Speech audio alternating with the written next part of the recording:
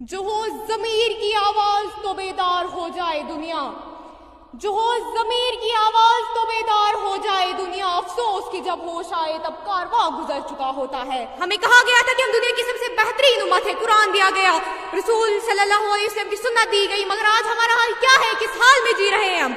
سن لیجیے، ہماری مسجدوں کی محرابیں بھر چکی ہیں مگر ہماری سڑکیں، ہمارے بازار اور ہمارے گھر نبی صلی اللہ علیہ وسلم کی تعلیمات سے خالی ہے۔ ہماری زبان پر دعوے ہیں، ہماری ہاتھوں میں تسبیح ہے مگر ہمارے عمل کا ترازو بالکل خالی ہے۔ یہ وہ خوفناک حقیقت ہے جو آپ کے ہوش اڑا دے گی۔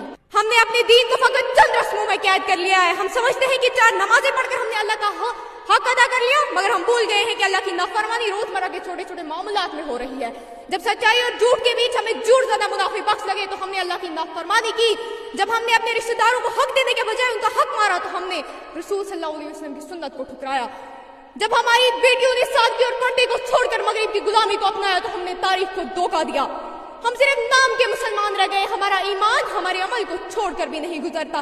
ہمیں اس بات کا درد کیوں نہیں ہوتا ہماری زندگی اور ہمارا کردار آپس میں ایک دوسرے کے دشمن بن چکے ہیں۔ اور اب سب سے بڑا فتنہ اور سب سے بڑی نافرمانی جس نے ہماری قوم کے شرم و حیا کی دیواریں گرا دی ہے، میں بات کر رہی ہوں اس ڈیجیٹل میدان کی جہاں ہم نے اپنی عزت اور اپنے خاندان کی عزت کو ریلز اور لائکس پر بیچ دیا ہے۔ یہ ایک بغاوت کا اعلان ہے، یہ ضمیر کی موت ہے۔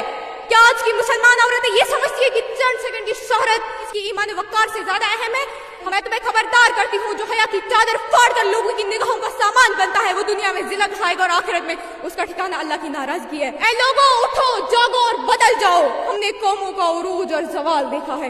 قومیں اس وقت تک زندہ رہتی ہے جب تک ان میں غیرت باقی ہو۔ اپنے موبائل فون کو بند کر کے اپنے ضمیر کو کھولے، اپنی زندگی کو نبی صلی اللہ علیہ وسلم کی سنت کے پیمانے پر ناپو، نہ کہ دنیا کی ریت پر۔ اسی طرح علامہ اقبال صاحب نے صدیوں پہلے کہا تھا، تمہاری داستان تک بھی نہ ہوگی داستانوں میں، تمہاری داستان تک بھی نہ ہوگی داستانوں میں، نہ ہوگی تمہاری پہچان زمین کے نشانوں میں۔ اٹھو، سچے مسلمان بنو، عمل کرو ورنہ تاریخ مٹا